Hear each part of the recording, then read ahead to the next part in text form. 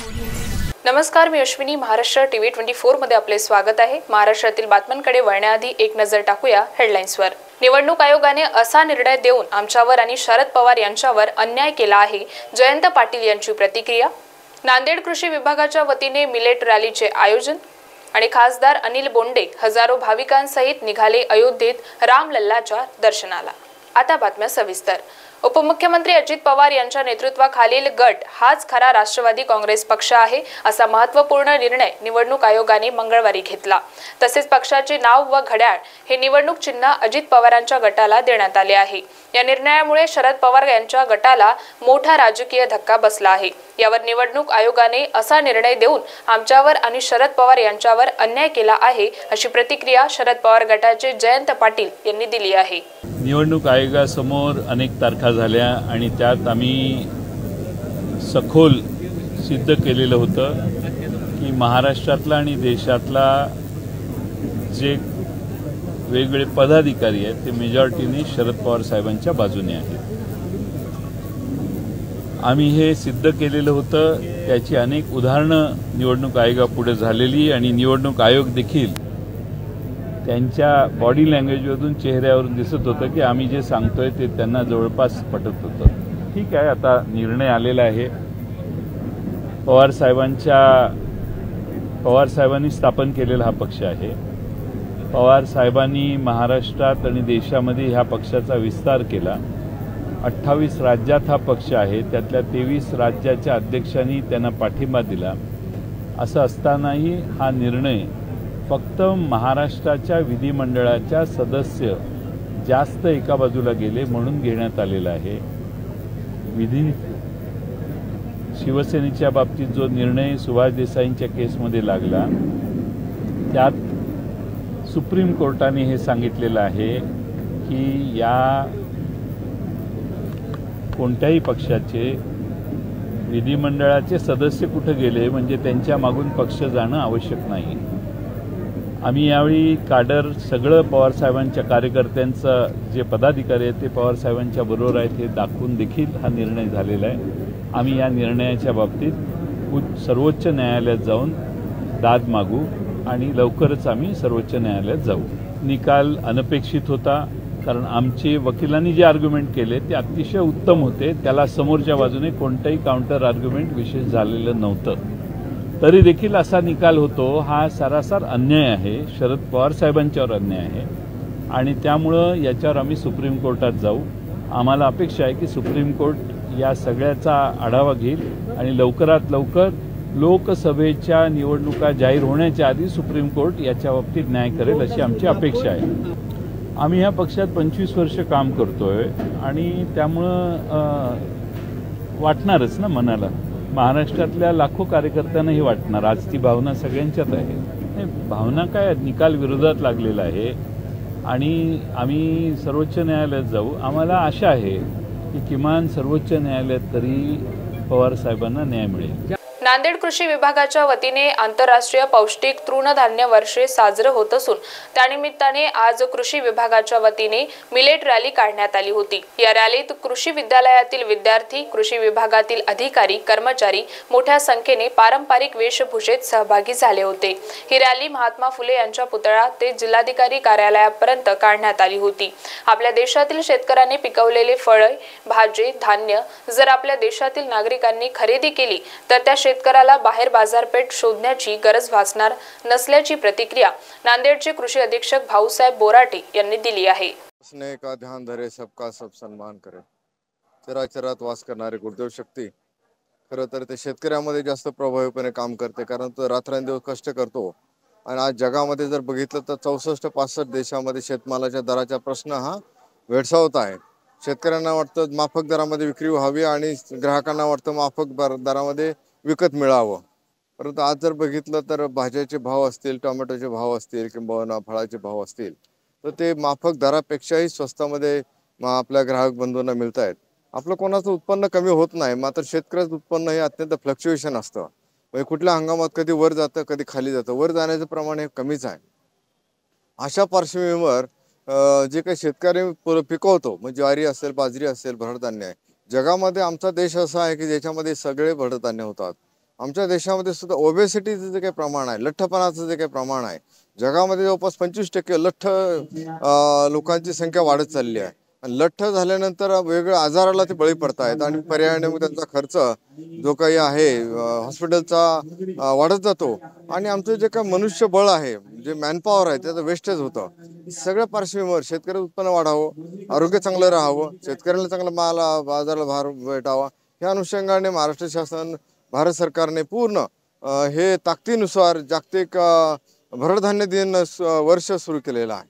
आणि याच्या मार्फत आपण जिल्ह्यामध्ये जवळपास डबल क्षेत्रावरती ज्वारीचं उत्पन्न घेण्यात आलेलं आहे, जवळ डबल क्षेत्र कव्हर करण्यात आलेलं आहे.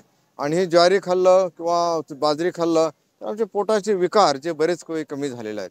माननीय जिल्हाधिकारी साहेबांच्या मार्गदर्शनाखाली आपण हे काम करतोय. माननीय पालकमंत्री महोदय आहेत, कृषी मंत्री महोदय आहेत आणि माननीय मुख्यमंत्री महोदय आहेत. सगळे माननीय सर्व पदाधिकाऱ्यांच्या मार्गदर्शनाखाली हे खरं सुरू झालंय. शेवटी शासनामध्ये जो निर्णय होतो तो सामूहिक निर्णय होत असतो आणि तो निर्णय होत असताना हे सगळ्या तळागाळातल्या शेतकऱ्यांना मदत व्हावी ह्या दृष्टिकोनातून हे काम सुरू झालेलं आहे. आपण पण मीडियाने फार कष्ट करून आज फोटो घेतलेले आहेत, शूटिंग पण घेत आहेत. आमची आपल्याला पण विनंती आहे की आपण हे चांगलं दाखवावं. लोकांच्या प्रत्येकाच्या घराघरामध्ये ताटामध्ये ही बाजरी गेली पाहिजे, ज्वारी गेली पाहिजे, राळा गेला पाहिजे आणि ताटातून तो मुखामध्ये गेला पाहिजे, पोटामध्ये गेला पाहिजे. त्याचं आरोग्य सुदृढ झालं पाहिजे.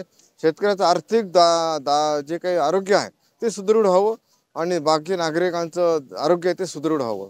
जय गुरु. जवळपास आपण 40 प्रकारचे स्टॉल लावण्यात आलेले आहेत आणि सर्वच कडधान्य काही प्रक्रिया केलेल्या आहेत, काही रॉ मटेरियलमध्ये आहे, काही आपण घरी जाऊन प्रक्रिया करू शकतो. आणि असं सुंदर, कारण आपल्या नवीन पिढीला जर आपण हे नावं जर विचारले तर कदाचित त्यांना ते नावं पण माहिती नाही आहे, शाळेच्या मुलांना माहिती नाही. शाळेचे टूर सुद्धा आयोजित केलेले आहे, कारण ते मुलाच्या आहारामधून सुद्धा ही जाण्याची गरज आहे.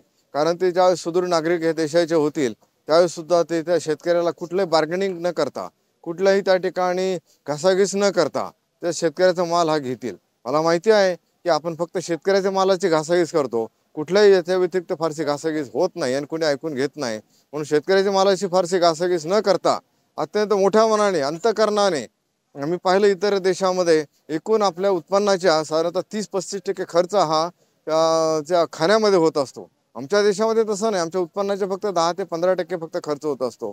आम्ही इस्रायल सारख्या देशात बघितलं, हॉलंड सारख्या देशात बघितलं. एकूण ज्या माणसाला उत्पन्न 1 लाख रुपये असेल यातलं 30-35 हजार रुपये खर्च हा त्याच्या खाण्यावरती होतो, म्हणजे शेतकऱ्यांनी पिकवलेल्या वस्तूवरती होतो. फळं असतील, भाजीपाला असेल, अन्नधान्य असेल, दुग्ध व्यवसाय, त्याच्यावरती खर्च आमच्या प्रत्येकाचा नागरिकाचा जर झाला तर आमच्या देशातील शेतकऱ्यांना बाहेर मार्केट शोधायची गरज भासणार नाही, एवढी मला खात्री आहे. धन्यवाद. 22 जानेवारी अयोध्या येथे राम मंदिराचे उद्घाटन मोठ्या उत्साहात साजरे करण्यात आले होते. रामलल्लाचे दर्शन व्हावे यासाठी अमरावतीमधून पहिल्यांदा अमरावती रेल्वे स्थानकावरून अयोध्येला रेल्वे जात असल्याने राम भक्तांनी रात्री 9 वाजतापासूनच अमरावती रेल्वे स्थानकावर गर्दी केली. प्रभू श्रीरामचंद्राच्या दर्शनाकरिता आस्था स्पेशल ट्रेनने अयोध्येच्या दिशेने हजारो रामभक्त आज पहाटे 5 वाजता रवाना झाले. राज्यसभेचे खासदार डॉक्टर अनिल बोंडे व डॉक्टर वसुधा बोंडे यांनी यावेळी रामभक्तांशी संवाद साधला.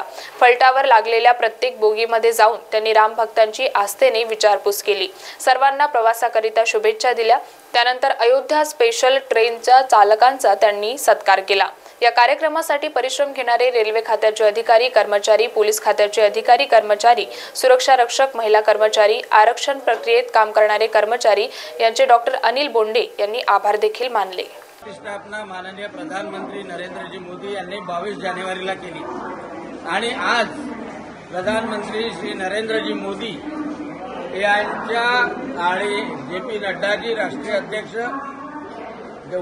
देवेंद्रजी फडणवीस उपमुख्यमंत्री आणि चंद्रशेखरजी बावनकुळे आमचे महाराष्ट्राचे अध्यक्ष यांच्या सहकार्याने, त्यांच्या मदतीने आज ही भारतीय जनता पार्टी अमरावती जिल्ह्याद्वारे ही ट्रेन, राम भक्तांची ट्रेन अयोध्येला जाते, आस्था स्पेशल. हे सर्वजण भाग्यवान आहे की रामलल्लाची प्राणप्रतिष्ठा झाल्यानंतर अमरावतीमधून पहिल्यांदा त्यांना दर्शनाचा लाभ मिळतो आहे. आणि या सर्व राम भक्तांना शुभेच्छा देण्याकरता काल रात्री 9 वाजतापासून सुंदरकांड, रामनामाचा जप, भजनं, संपूर्ण वातावरण रेल्वे स्टेशनचं राममय झालं. आणि ते आज जातील, 9 तारखेला दर्शन घेतील आणि 10 तारखेला अमरावतीला येतील, तेव्हाही त्यांचं स्वागत असंच जंगी केल्या जाईल. सर्वांच्या शुभकामना त्यांच्या सोबत आहे.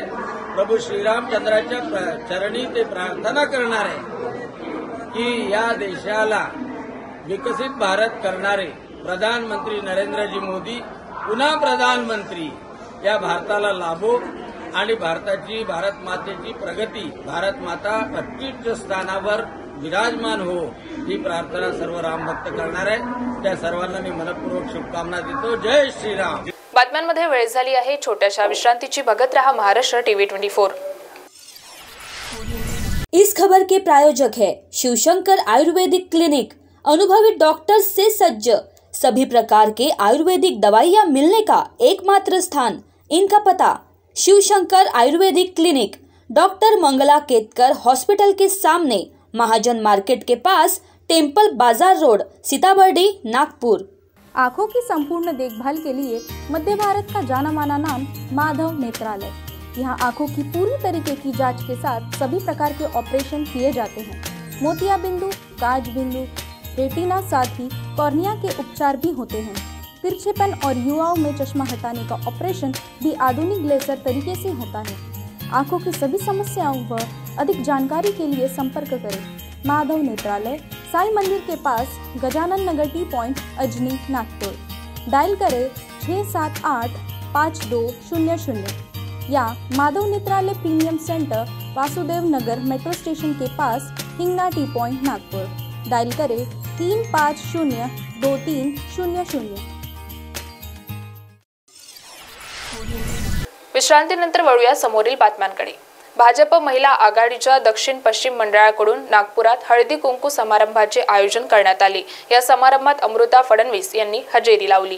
स्त्रियांच्या सशक्तीकरणाचा हा एक मोगरा फुललेला आहे आणि त्यासाठी मी मोगऱ्याचंच एक गाणं म्हणते जो फुललेला आहे.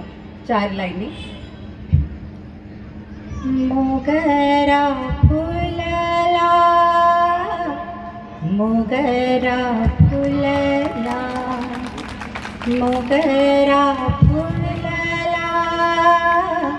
मोगरा फुलला, फुल वेचता महर कळियासे आला, मोगरा फुलला, मोगरा फुलला. धन्यवाद. जय हिंद. तो माझा उखाणा म्हणजे तुमच्यासाठी एक विकासाचं वाण आहे आणि तो मी म्हणून दाखवते. ज्यांनी मारले नाकर्तेपणावर बाण, त्या देवेंद्रजींकडून घेऊन आले आहे मी विकासाचे वाण. आपण सगळ्यांनी स्वीकार करावे, एकत्र करू आम्ही नवीन महाराष्ट्र निर्माण. धन्यवाद. जय हिंद. जय भारत. आगामी निवडणुकांच्या पार्श्वभूमीवर पनवेल मतदारसंघामध्ये भाजपने मोर्चे बांधणी सुरू केली आहे. भाजपच्या वतीने पनवेलमध्ये गाव चलो अभियान सुरू करण्यात आले आहे. या अभियानाच्या माध्यमातून गावागावातील नागरिकांशी संवाद साधण्यात येणार आहे. मोदी सरकार व महायुती सरकारने राबविलेल्या विविध योजनांची माहिती सामान्य नागरिकांपर्यंत घेऊन जाणे तसेच पक्षाची संघटनात्मक बांधणी करण्याचे काम यामध्ये केले जाणार असल्याची माहिती भाजपचे प्रदेश सरचिटणीस विक्रांत पाटील यांनी दिली आहे. महाविजय 2024च्या माध्यमातून भारतीय जनता पार्टीचे सगळे पदाधिकारी कार्यकर्ते हे आता इलेक्शन मोडमध्ये आलेले आहेत. सगळेच राजकीय पक्ष आपापल्या परीनं त्या ठिकाणी कामाला लागलेले आहेत आणि भारतीय जनता पार्टीच्या माध्यमातून, सरकारच्या माध्यमातून गेल्या 9 वर्षामध्ये जी काही कार्यक्रमांची मालिका त्या ठिकाणी बघायला मिळाली, योजनांची मालिका बघायला मिळाली आणि त्या माध्यमातून जे काही करोडो लाभार्थी देशभरात तयार झाले, त्या लाभार्थ्यांशी जाऊन संवाद साधणं, भाजपची संघटनात्मक स्थिती जी काही गावागावांमध्ये आहे ती जाऊन त्या ठिकाणी त्या कार्यकर्त्यांशी संवाद साधणं आणि त्या ठिकाणी 18 प्रकारची कामं त्या गावात जाऊन करणं, हा विषय घेऊन भारतीय जनता पार्टीने गाव चलो अभियान घोषित केलेलं आहे. देशभरामध्ये हे अभियान होत आहे. महाराष्ट्रातल्या 98,000 बूथवरती हे अभियान होत आहे. रायगड जिल्ह्यामध्ये सगळ्या गावांमध्ये, सगळ्या प्रभागांमध्ये हे अभियान होत आहे आणि त्यामुळे राज्यातील सगळे मोठे नेते, हे अभियानामध्ये 24 तासासाठी एका गावात जाणार आहेत आणि संघटनेने दिलेले जे काही 18 विषय आहेत त्या विषयामध्ये काम पूर्ण करून ते त्या ठिकाणी हे अभियान संपवणार आहेत. आदरणीय राज्याचे नेते देवेंद्रजी फडणवीस साहेब हे नागपूर ग्रामीण जिल्ह्यामध्ये काटोळ विधानसभेमध्ये पारडशिंगा गाव आहे त्या ठिकाणी गाव चलो अभियानसाठी जाणार आहेत. आदरणीय प्रदेशाध्यक्ष चंद्रशेखरजी बावनकुळे साहेब हे अमरावतीमध्ये साऊर या गावामध्ये जाणार आहेत. त्या ठिकाणी रायगड जिल्ह्यामध्ये आपले पनवेलचे सन्माननीय आमदार हे गाव चलो अभियानसाठी नेरे या ठिकाणी जाणार आहेत. आमदार महेशजी बालदी हे न्हावे या ठिकाणी जाणार आहेत. आदरणीय बाळासाहेबजी पाटील हे खारघर येथे जाणार आहेत आणि जिल्ह्याचे अध्यक्ष सन्माननीय अविनाशजी कोळी हे चौकमध्ये त्या ठिकाणी खालापूर तालुक्यात जाणार आहेत. अशा प्रकारे अरुण शेठजी प्रभाग क्रमांक 9 मध्ये जाणार आहेत. असे सगळेच नेते हे त्या ठिकाणी एक एक गावामध्ये जाऊन 24 तासासाठी संघटनेने जे अपेक्षित केलेलं आहे हे त्या ठिकाणी करणार आहे. व त्या ठिकाणी जाऊन संघटनेची रचना व्यवस्थित आहे त्यांच्याशी संवाद साधणं, कुठे काही बदल करण्याची गरज असेल तर ते करून घेणं, बूथ समिती व्यवस्थित चेक करून घेणं, त्या ठिकाणी लाभार्थी जे काही मागच्या 9 वर्षात मोदीजींच्या माध्यमातून बनलेले आहेत, मोदीजींनी विकासाची गॅरंटी दिली आणि ती पूर्ण करून दाखवली, त्यामुळे त्या सगळ्या लाभार्थ्यांशी संवाद साधणं हा विषय त्या ठिकाणी आम्ही करणार आहोत. गावांमध्ये युवांशी जाऊन संपर्क संवाद, महिला आमच्या ज्या काही माता भगिनी आहेत त्यांच्याशी जाऊन संवाद करणं, महिला बचत गट आहेत, लखपती दिदी अशा माध्यमातून 1 करोड महिलांना लखपती त्या ठिकाणी सेल्फ हेल्प ग्रुपला बचत गटांना करण्याचा प्रयत्न मोदीजींनी केला. त्या सगळ्या माता भगिनींची संवाद, गावातले जी मित्रमंडळ आहेत, गावातले जे काही किसान बांधव आहेत, अशा सगळ्यांना जी काही मदत केंद्र सरकारच्या माध्यमातून भरभरून मिळते अशा सगळ्या घटकांशी संवाद साधून त्यांच्याशी संवाद आणि संपर्काच्या माध्यमातून गाव चलो अभियान पूर्ण केलं. केंद्रीय निवडणूक आयोगाकडून राष्ट्रवादी काँग्रेस पक्षाचे नाव आणि चिन्हावर निकाल जाहीर करत मोठा आणि ऐतिहासिक असा निर्णय दिला आहे. निवडणूक आयोगाने उपमुख्यमंत्री अजित पवार यांच्या गटाला राष्ट्रवादी काँग्रेस पक्षाचं नाव आणि घड्याळ चिन्ह दिले आहे. केंद्रीय निवडणूक आयोगाच्या या निर्णयाने आता शरद पवार गट चांगलाच आक्रमक झाल्याचे बघायला मिळत आहे. सध्याच्या राजकारणात राष्ट्रवादीचे सर्वेसर्वा असलेल्या शरद पवारांसाठी हा सर्वोच्च धक्का मानला जातो आहे. उपमुख्यमंत्री अजित पवारांनी बंड करून शिंदे फडणवीस सरकारसोबत हात मिळवणी केली. तेवढंच नाही तर एकनाथ शिंदे आणि देवेंद्र फडणवीस यांच्या मांडीला मांडी लावून उपमुख्यमंत्रीपदी अजित पवार विराजमान झाल्याने धुळ्यात राष्ट्रवादी काँग्रेसचे कार्यकर्ते आक्रमक झाले आहे. निवडणूक आयोगाने दिलेल्या राष्ट्रवादीच्या निकालाबाबत आज शरद पवार गटाचे पदाधिकारी धुळ्यात आक्रमक झाल्याचे पाहायला मिळाले. यावेळी धुळे शहरातील महात्मा गांधी पुतळा परिसरात राष्ट्रवादी काँग्रेस शरद पवार गटाच्या कार्यकर्त्यांच्या वतीने निदर्शने करण्यात आली. यावेळी शरद पवार गटाच्या पदाधिकाऱ्यांनी आणलेल्या बॅनरवर नरेंद्र मोदी, अमित शहा, देवेंद्र फडणवीस आणि अजित पवार यांचे फोटो होते. बॅनरवरती फोटोला जोडे मारत पदाधिकाऱ्यांनी निवडणूक आयोगाच्या निकालाचा निषेध व्यक्त केला. यावेळी पोलिसांनी हे बॅनर जप्त करत हे आंदोलन थांबवण्याचा प्रयत्न केला. धुळे जिल्हा राष्ट्रवादी काँग्रेस पक्षाच्या वतीने काल जो निवडणूक आयोगाने या ठिकाणी निर्णय दिलाय त्याच्या निषेधार्थ आंदोलन करण्यात आलेलं आहे. निवडणूक आयोग हा भाजपच्या हातातली कटपुतली बनलेला आहे. मोदी, शहा, फडणवीस आणि पवार यांच्या मिलीभगत आणि षडयंत्राने हा पक्ष चोरण्याचं काम या ठिकाणी झालेलं आहे. सर्वसामान्य महाराष्ट्राच्या जनतेला माहित आहे की राष्ट्रवादी काँग्रेस पक्ष कोणाचा आहे, त्याचे संस्थापक कोण आहे, एवढं सुद्धा माहीत असताना सुद्धा या ठिकाणी धोकेबाजपणाने निवडणूक आयोगाने निर्णय घेतलेला आहे. याचा निषेध आम्ही राष्ट्रवादी काँग्रेस पक्षाच्या वतीने करतो. राष्ट्रवादी काँग्रेस पक्षाचे कार्यकर्ते, पदाधिकाऱ्यांसाठी आदरणीय शरदचंद्रजी पवार साहेब हाच पक्ष आहे. आदरणीय शरदचंद्रजी पवार साहेब हे चिन्ह आहे, हे सुद्धा निवडणूक आयोगाने लक्षात घ्यावं. बातम्यांमध्ये वेळ झाली आहे, इथेच थांबण्याची. बघत रहा महाराष्ट्र टीव्ही 24. बॉस ने मीटिंग बुलाई. बाहर उठो बैठो. तकलीफ उठने बैठने की नहीं, तकलीफ बवासीर की है. बवासीर, फिशर, भगंदर, पाइलोनियल साइंस का आयुर्वेद तथा आधुनिक लेजर से उपचार. कॉल या विजिट करें www.pilesfistulacure.com.